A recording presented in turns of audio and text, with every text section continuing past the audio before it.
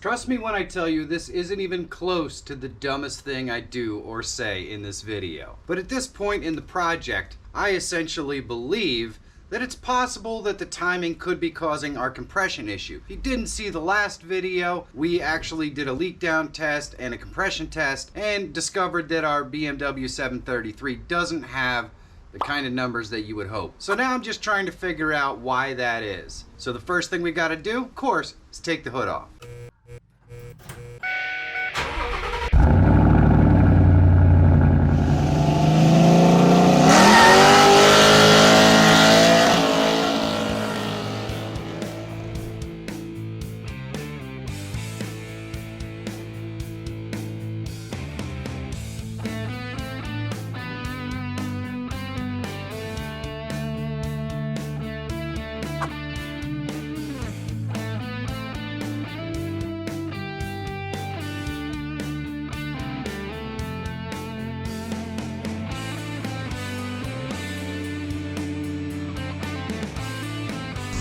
I think the strut's holding it up. You can just walk over here.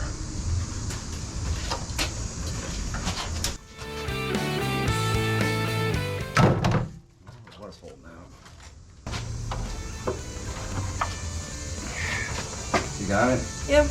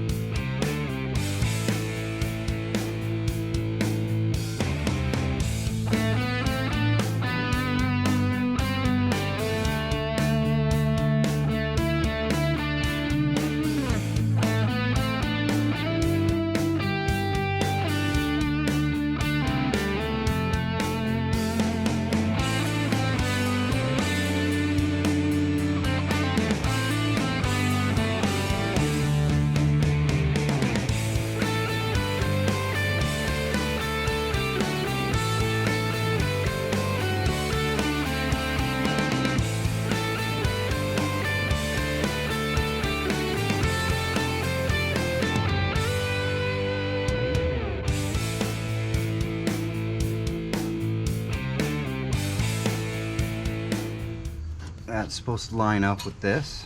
This is supposed to line up with that. And then this is supposed to be parallel to the top of the deck, and this is supposed to point down. Is that close? And that tells me that that's timed properly. Okay. Yeah, that's close enough that it's not gonna. because I mean it's a chain. It's always going to be. Yeah. This engine is timed properly, so the timing wasn't the problem. Okay.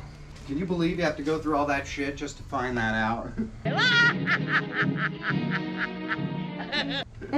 I mean, seriously, why would you have to go through all that shit just to find out if your engine is timed properly? Come on now.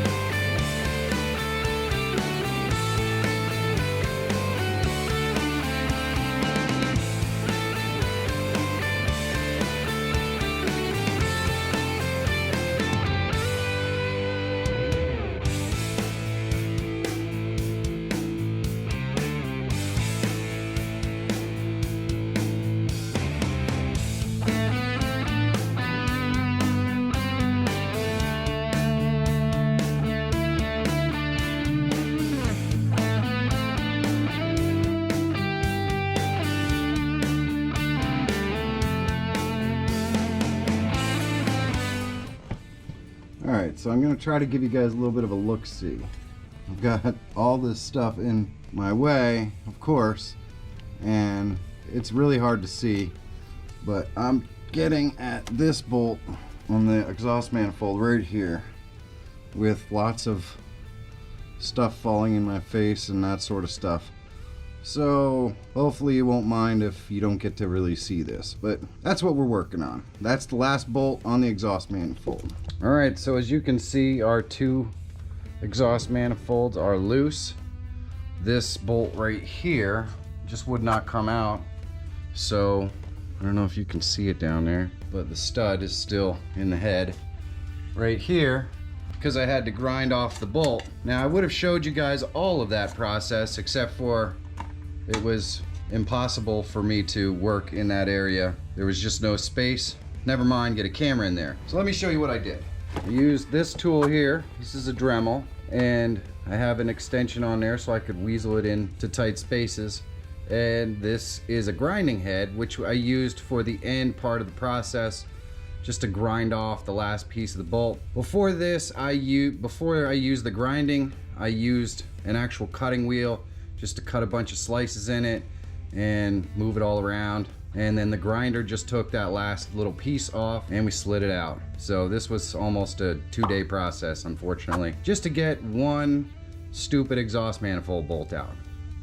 But now we are really, really close. I marked the timing on the cam and the flywheel and the chain. So all that's left is to drain the oil and loosen those head bolts. So I guess that's next.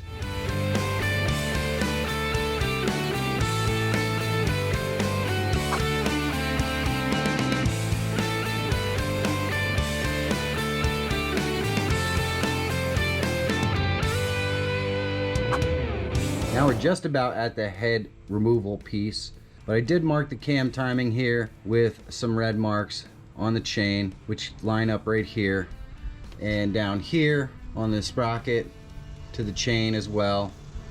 And then down here, I put some red marks on our harmonic balancer with the block so that we know exactly what our timing is supposed to be when we have to go and put this back on.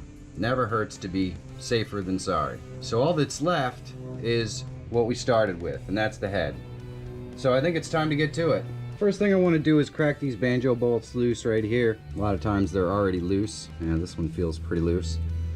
I can't take the oiler out until the head bolts are off, but I do want to just crack these, make sure they're loose.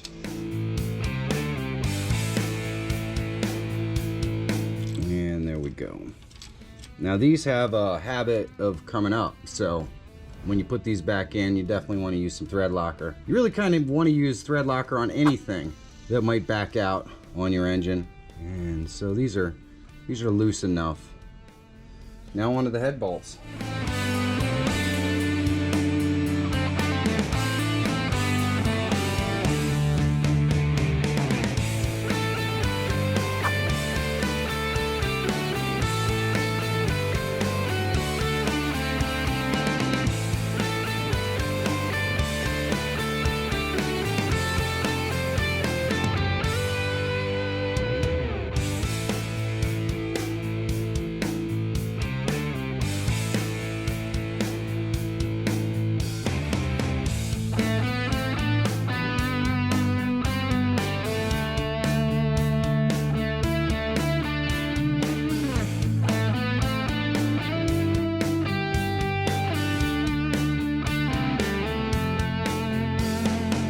Okay, so since this whole thing is really pretty heavy, especially since I'm doing it with the intake attached, I've rigged up some stuff here, and they go to some ceiling joists. Luckily I get to do this with the garage door closed because it's not hot enough in here, but this has to come out and I don't have anybody to help me lift it out, so we're gonna just use these to help us lift it out. And you're going to be able to watch and laugh for yourself, because this is probably going to go horribly wrong. But you never know. I might have come up with something fun. Let's give it a shot.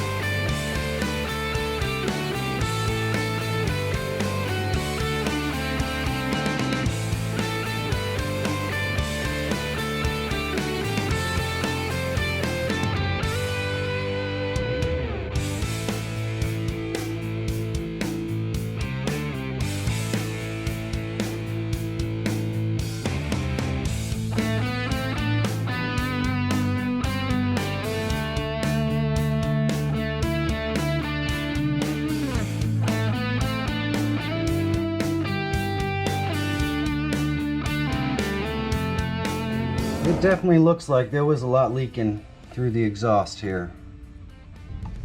I mean, this cylinder was for sure pretty dead. The actual valves don't look bad. This one looks pretty caked, but yeah, it might have just been a head gasket. I guess we'll see. So these pistons, you can see I rubbed some stuff off here. I think that was actually my screwdriver, but when I was doing the checking to make sure where the cylinders were, these things are clean. These things are super clean. There's nothing in there. It looks out of the ordinary.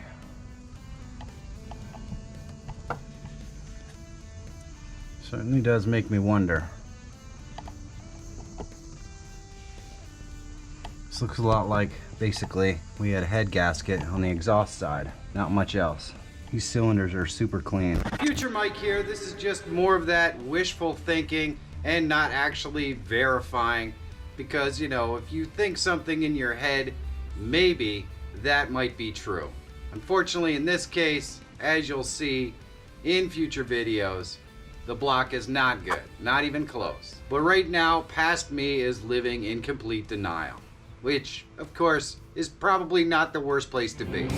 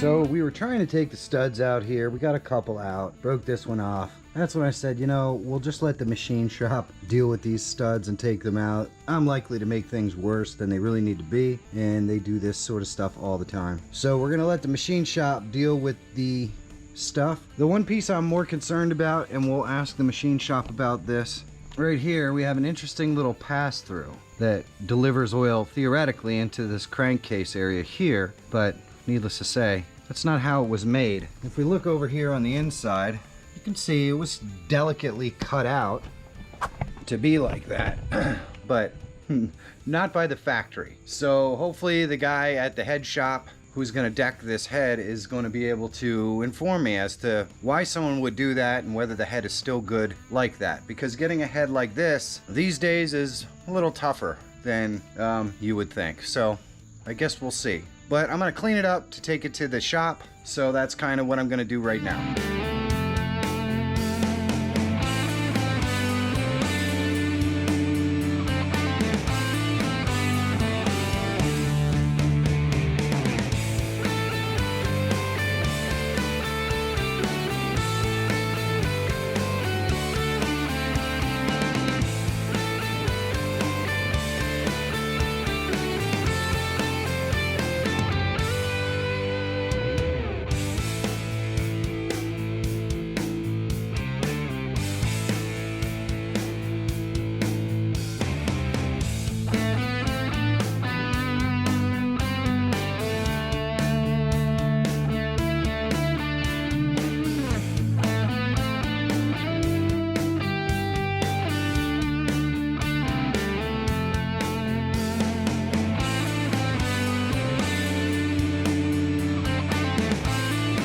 Once the head is cleaned up, of course, I take it to a machine shop where they spend months basically telling me, yeah, we're working on it, and you know, that's part of the reason why this video was so far behind being done. But in the next video, we're gonna start the work to get this thing back on the road. And needless to say, more comes out before it goes back in, but you'll have to wait and see. My name is Michael Fira Jr., and the only possible reason we could be doing this is for the love of cars.